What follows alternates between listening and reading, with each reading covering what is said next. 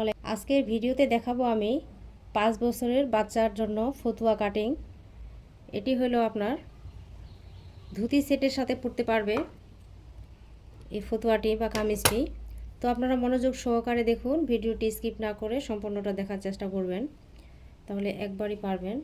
তো এখানে আমি কাপড় নিয়েছি, 2 ভাঁজ রয়েছে এখানে কাপড়। তো আমরা এখন মেপে দেখব কাস্টমার কতটুকু কাপড় দিয়েছে। তো এখানে আমার কাপড় রয়েছে 14 ইঞ্চি। এখন আমার লম্বায় হবে 16 ইঞ্চি। তো এখানে 16 ইঞ্চি কাপড় রয়েছে। তো চওড়ায় তো দেখাইলাম আমি 14 ইঞ্চি। তো এখানে আমি ডাবল 2 ভাঁজ করে নিব, ডাবল ভাঁজ করে নিলাম। তো সর্বপ্রথম এখন আমাদের শোল্ডারের মাপটি নিয়ে নিতে হবে। শোল্ডারের মাপ আমি এখানে 4.5 ইঞ্চি নিচ্ছি। তো এপাশে আর্মহোলের জন্য নিচ্ছি আমি 5 ইঞ্চি। তো এখন স্কেলের সাহায্যে আমরা দাগটি টেনে নিব সোজাভাবে, তাহলে কাটিং করতে সহজ হবে, পাকা হবে না। তো আমার ভিডিওটি ভালো লেগে থাকলে অবশ্যই সাবস্ক্রাইব করে রাখবেন, পাশে থাকা বেল আইকনটি অবশ্যই অল করে রাখবেন নতুন নতুন ভিডিও পাওয়ার জন্য। আর যারা করে রেখেছেন তাদেরকে অসংখ্য ধন্যবাদ। তো আমি যেহেতু এটা আর্মহোলের জন্য দাগটি টেনে নিলাম, তো এভাবে আমরা রাউন্ড শেপ দিয়ে নিব। এখন এপাশে শোল্ডারের এই বন্ধ সাইডে আমরা গলার মাপটি কেটে নিব। এখানে 1.5 ইঞ্চিতে আমি দাগটি টেনে নিচ্ছি, আর এপাশে আমি 2.5 ইঞ্চিতে দাগটি টেনে নিচ্ছি। এইভাবে আমরা রাউন্ড শেপ দিয়ে কাটিং করব সব সময়। তো এই পাশে আমার নিচ সাইড, এখানে আমরা কুচি করব। তো কুচির জন্য আর এখানে অবশ্যই একটা আমরা ফাড়ার অংশ দিব। তো এখানে আমি 2 ইঞ্চিতে ফাড়ার অংশ দিব। তো ফাড়ার অংশ পর্যন্ত এটি আমরা রাউন্ড করে নিব, তাহলে দেখতে ফতুয়াটি আরও সুন্দর হবে, আকর্ষণীয়। তো এখন আমরা দাগ অনুযায়ী কাটিংগুলো করে নিচ্ছি। আর আপনারা কত সাইজ বা আপনাদের বাচ্চার বয়স কত সেটা জানাবেন, তাহলে আমি মাপটি বলে দিতে পারবো। আর অবশ্যই কমেন্ট করতে ভুলবেন না, কে কোথা থেকে দেখছেন অবশ্যই জানাবেন, খুশি হব। তো আমার এখন গলার মাপ অনুযায়ী কাটিং করে নিতে হবে।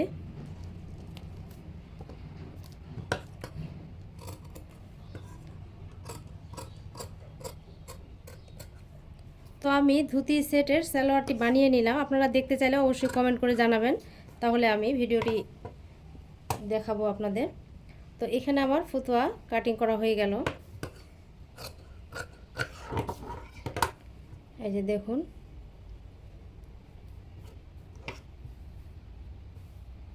তো এখন আমরা সামনের পাটটি অবশ্যই বড় করে কাটিং করব।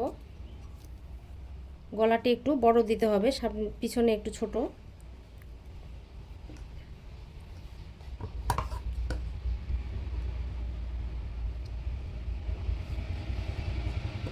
তো এখানে আমি আরেকটু বড় করে রাউন্ড গলা দিয়ে নিচ্ছি।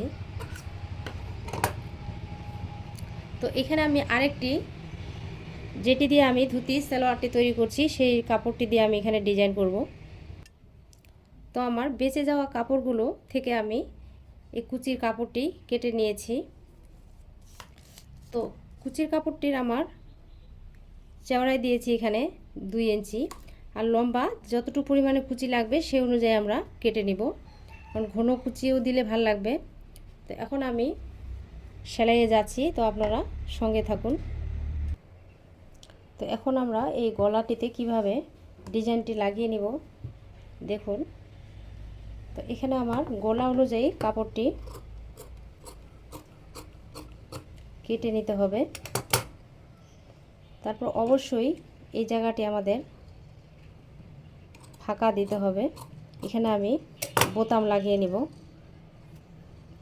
তখন সে অনুযায়ী আমরা কাপড়টির ডিজাইন, যেহেতু আমার এই পর্যন্ত ফাঁকা অংশ রয়েছে, তো আমরা অবশ্যই একটু বাড়িয়ে নিয়ে ডিজাইনটি করব।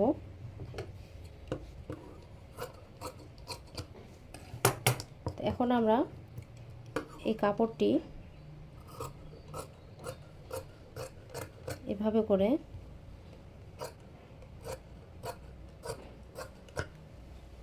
সামনের ডিজাইনটি বসিয়ে নিব।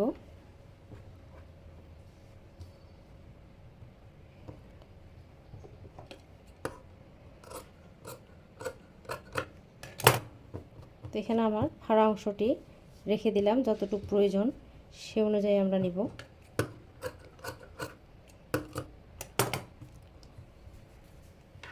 এখন আমরা সহজভাবে কাপড়টি কিভাবে লাগিয়ে নিব দেখুন। এই কাপড়টি আমরা সোজা সাইড এটি, আর অবশ্যই সোজা সাইডের দিকে আমরা সোজা সাইড মুখোমুখি রেখে তারপরে আমরা সেলাইটি দিব।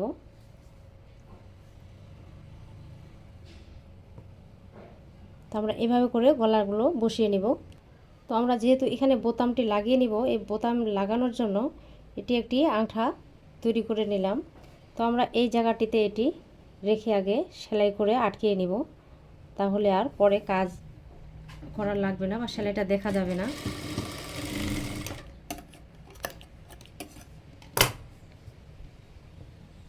তো আমরা এখন উপর দিয়ে সেলাইটি করে নিব।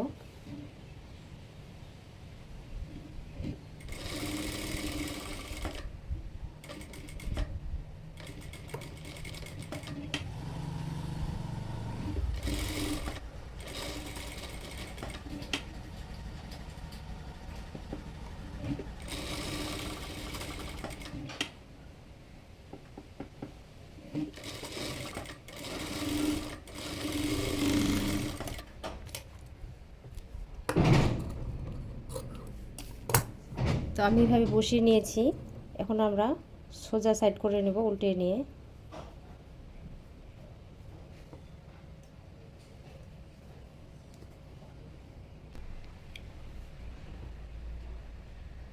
এইভাবে মুড় দিয়ে সেলাই করে নিতে হবে।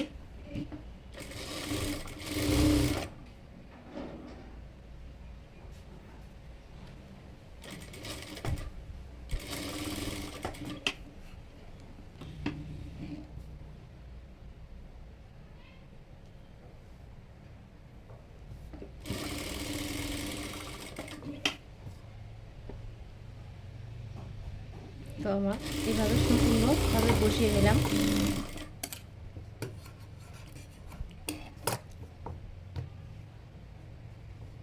তো আমার বসানো হয়ে গেল। তো এটি আমি উপরে একটি লেজ বসিয়ে নিলাম।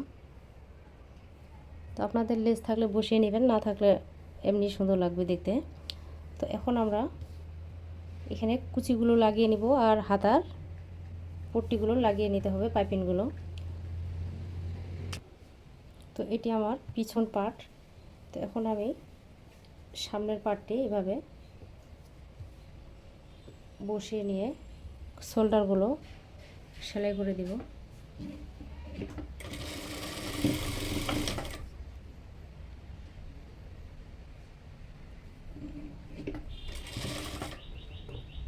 তো দুটি শোল্ডারে আমি সেলাই করে দিচ্ছি, এখানে ডাবল সেলাই দিয়ে নিচ্ছি।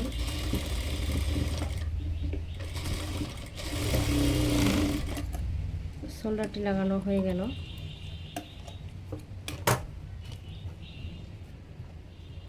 এখন আমরা হাতার পাইপিংগুলো এখানে লাগিয়ে নিব দুই পাশটাতেই। তো এইভাবে আমি পাইপিংটি কেটে নিয়েছি কোনাভাবে। তখন আমরা উল্টো সাইডে এভাবে নিব, নিয়ে প্রথমে একটি সেলাই দিয়ে আটকিয়ে নিতে হবে।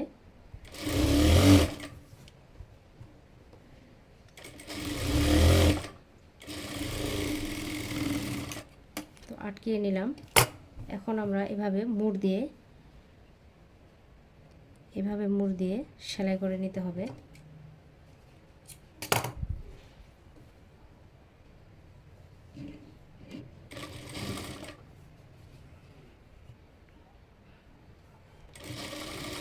এই কাপড়টি দিয়ে আমি ধুতি সালোয়ার তৈরি করে নিয়েছি।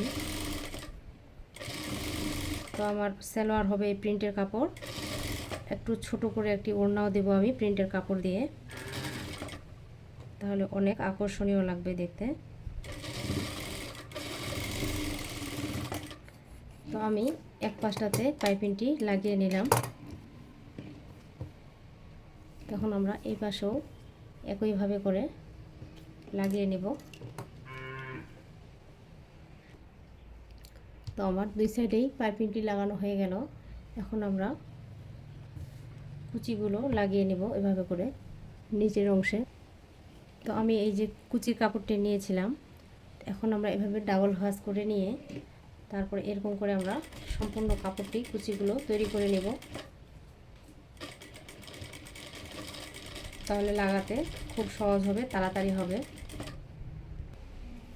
তো আমার কুচিগুলো করা হয়ে গেল। তো এখন আমরা কিভাবে লাগিয়ে নেব সেটি দেখুন। তো এখান থেকে আমি এভাবে শুরু করব।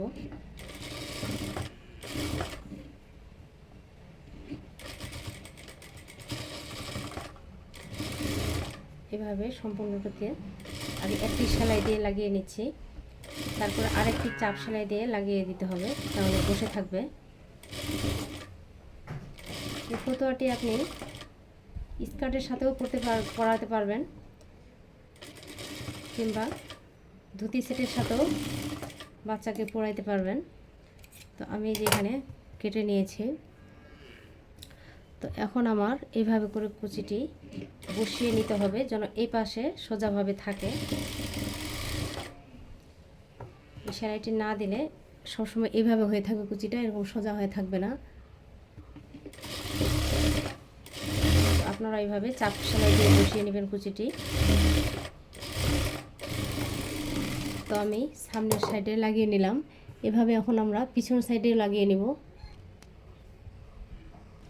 তো কুচিগুলো আমার লাগানো হয়ে গেল। এখন আমরা এভাবে ডাবল ভাঁজ করে দিয়ে সাইডগুলো মেরে নিব।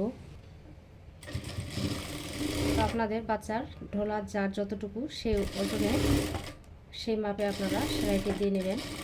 তো আমি এখানে 24 ঢোলা রেখেছি, এটা হলো আমার 12 দুগুনি 24 ইঞ্চি। তো এখানে আমি একটি ডাবল সেলাই দিয়ে নিচ্ছি।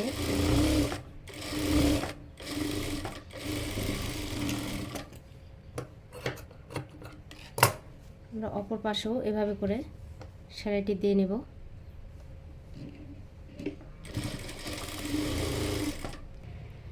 তো আমার ফতুয়াটি সেলাই করা হয়ে গেল। এই যে দেখুন, এখানে একটি বোতাম লাগিয়ে নেব।